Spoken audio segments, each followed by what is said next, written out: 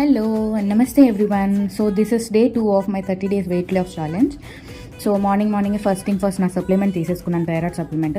Then ఇది నేను previous day night నేను డ్రై ఫ్రూట్స్, బాదం, వాల్నట్స్, ఇంకా సాఫ్రాన్, కొంచెం కిస్మిస్, రైసిన్స్ అవి సోక్ చేసుకున్నాను ఓవర్ నైట్ వాటర్లో.